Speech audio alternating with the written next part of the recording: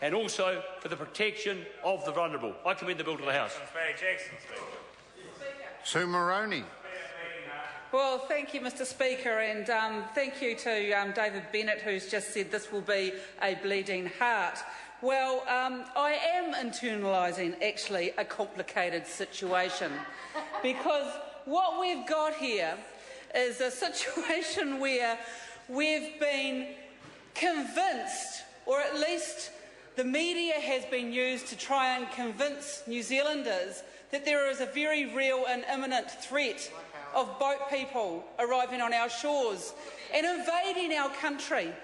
And not only invading our country, but the little dog whistle from the National Party to New Zealanders is that they will threaten our standard of living somehow and must therefore be dealt with.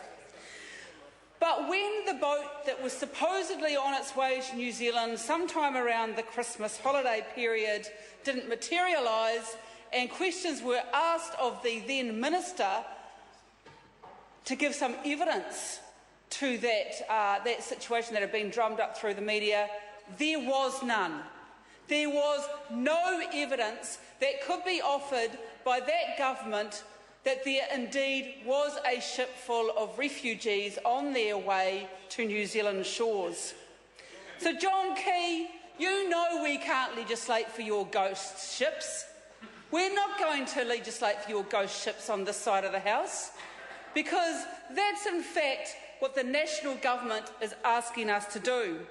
And they are using this bill, as they use many other bills, as a weapon of mass distraction.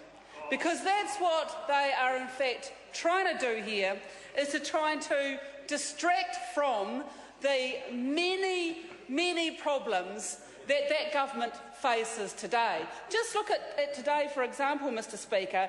I can imagine that when those bombs went off in Boston, that it was then that the national government decided it would be a good day to announce that they've appointed one of their own MPs to a watchdog role as the EEO Commissioner. I think, well, have a look at your government's record. Have a look at your government's record. Now, you're including the Speaker in that by the use of your pronouns. You're also straying away from the second reading material. Let's ask members opposite to look at their government's record when it comes to using legislation through this House and other matters as distraction from issues that are in fact going on. And I think that they would also be quite pleased that the second reading of this bill comes up on a day when they have appointed another one of their supporters to the Human Rights Commission. They are starting to use that commission as if it is a recruitment agency for National Party supporters. And, Mr Speaker, the Human Rights Commission is concerned about the very bill in front of the House this evening. That is why it is so important that we have people who are not under the influence of the National Party or any particular party actually in these watchdog roles within the Human Rights Commission.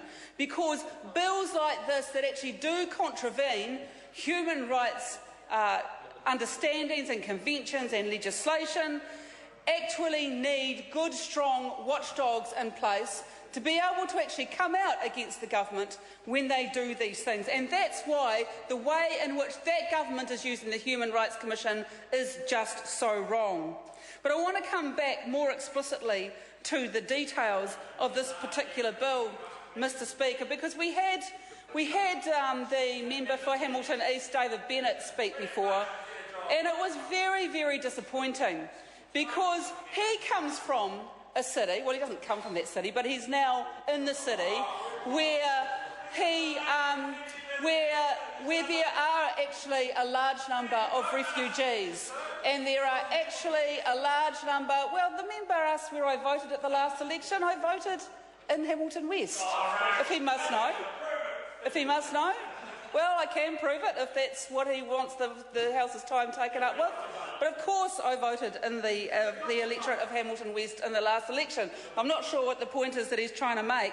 But look, the point that I'm trying to make, Mr Speaker, is that Hamilton actually is a city with a large number of refugees. In fact, it has such a good reputation in terms of refugee resettlement that the Afghan translators that Labor fought that government to actually bring to New Zealand, and actually won on that occasion, are actually being resettled in Hamilton.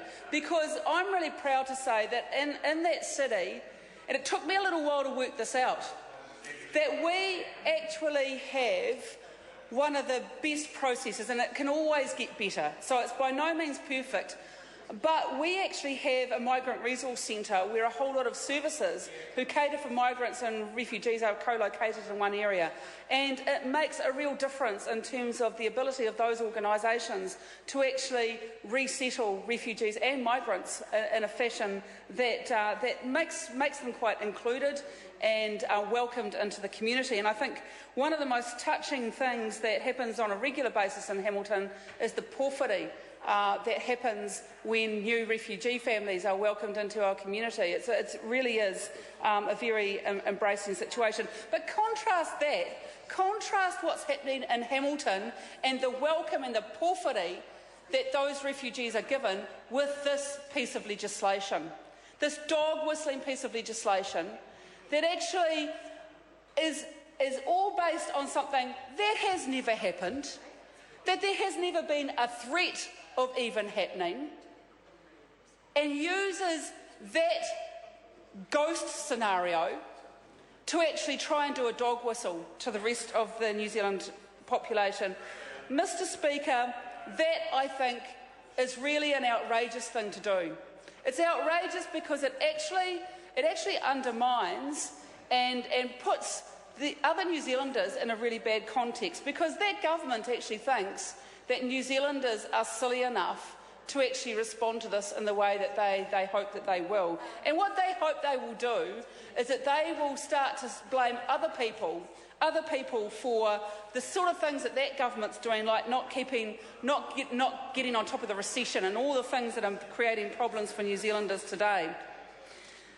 If David Bennett really believed that this was something that was in the interests of all refugees, because certainly he tried to invoke the idea of queue jumping, and that this bill was designed to stop queue jumping, then why is it that the Refugee Council of New Zealand, who actually represents all of those people he thought he was talking in favour of, had written to the Minister to express their grave concern for this bill? They called it a sledgehammer approach to the issue, and they said, as a signatory to the UN Refugee Convention, New Zealand has an international legal obligation not to discriminate against asylum seekers based on their mode of arrival. The Council warned the Minister that the bill was unnecessary, that it will not achieve its stated purpose, and it will breach human rights obligation. But more frighteningly, that it actually jeopardises New Zealand's international reputation as a world leader in this area and hinders progress towards a genuine regional solution. Mr Speaker, I think that is the most insidious thing about this bill. Yes, it is a dog whistle to hard-working New Zealanders, but it actually risks the international reputation. It was interesting to watch the members opposite as they squirmed while they listened to Winston Peters' speech. But what Winston Peters was doing was speaking out loud what the National Party really believes when it comes to the issue of refugees. They need to actually stand up and be accountable to the dog whistle politics that this bill is, and stop actually using these pieces of legislation to try and distract the New Zealand public from their woeful performance in government. Simon O'Connor. Mr Speaker, we've got this classic case of where the opposition